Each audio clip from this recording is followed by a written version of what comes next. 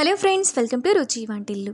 ఈరోజు మనం beans fry చాలా టేస్టీగా ఎలా తయారు చేసుకోవాలో చూద్దాము. ఈ బీన్స్ ఫ్రై మనకు అన్నంలోకి కలుపుకొని తినడానికి బాగుంటుంది, ఇంకా రసం సాంబార్లో నంచుకోవడానికి కూడా చాలా బాగుంటుంది. చాలా సింపుల్గా చేసేసుకోవచ్చు. సో లేట్ చేయకుండా వీడియోలోకి వెళ్ళిపోదాం.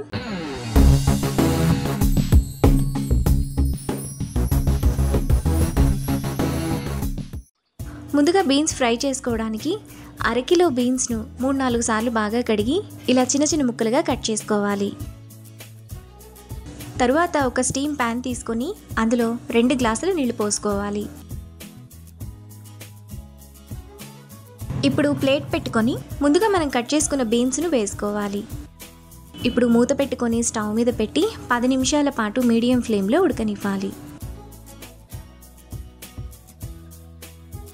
10 నిమిషాల తర్వాత బీన్స్ మనకు ఈ విధంగా మెత్తగా ఉడుకుతాయి.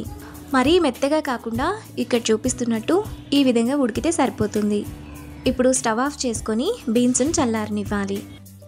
తరువాత మిక్సీ జార్ తీసుకొని అందులో 3 టేబుల్ స్పూన్ల పచ్చి కొబ్బరి ముక్కలు, 7-8 వెల్లుల్లి రెబ్బలు వేసుకొని కొంచెం బరకగా మిక్సీ వేసుకోవాలి. కొబ్బరిని ఇలా వేసుకున్న తర్వాత పక్కన పెట్టుకోవాలి. ఇప్పుడు స్టవ్ మీద ప్యాన్ పెట్టుకొని అందులో 1 టేబుల్ స్పూన్ ఆయిల్ వేసుకోవాలి.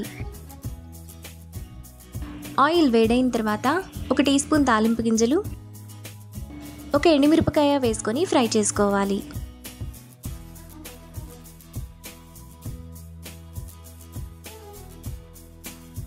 ఆవాలు చిటపట్లాడిన తర్వాత సన్నగా తరిగిన 1 ఉల్లిపాయ, 2 పచ్చిమిరపకాయలు, 1 రెమ్మ కరివేపాకు వేసుకొని ఫ్రై చేసుకోవాలి.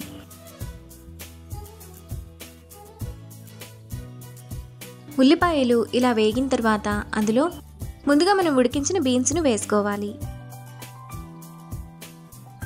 ఇప్పుడు టేస్ట్కి తగినంత ఉప్పు వేసుకొని 5 నిమిషాల పాటు మీడియం ఫ్లేమ్లో ఫ్రై చేసుకోవాలి.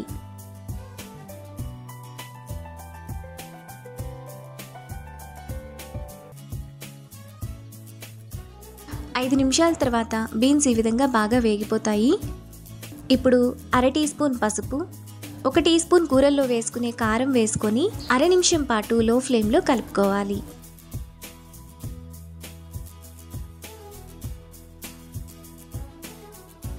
ఇలా కలుపుకున్న తర్వాత అందులో ముందుగా మనం మిక్సీ వేసుకున్న కొబ్బరి, 1 టేబుల్ స్పూన్ పుట్నాల పప్పు పొడి వేసుకొని 1 నిమిషం పాటు లో ఫ్లేమ్లో కలుపుకోవాలి.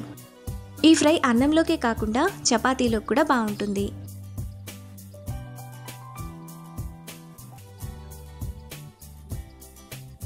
1 నిమిషం తర్వాత బీన్స్ ఫ్రై మనకు చాలా టేస్టీగా రెడీ అయిపోతుంది. ఇప్పుడు ఈ ఫ్రైను బౌల్లోకి తీసుకొని రైస్ ఇంకా రసం సాంబార్లో సర్వ్ చేసుకుంటే చాలా బాగుంటుంది. అంతే, ఎంతో సింపుల్గా టేస్టీగా చేసుకునే బీన్స్ ఫ్రై రెడీ. ఈ రెసిపీని మీరు కూడా ట్రై చేసి మీకు టేస్ట్ ఎలా కుదిరిందో నాకు కామెంట్స్లో షేర్ చేయండి. ఈ వీడియో కనుక మీకు నచ్చినట్లయితే లైక్ చేసి, షేర్ చేసి, సబ్స్క్రైబ్ చేయండి.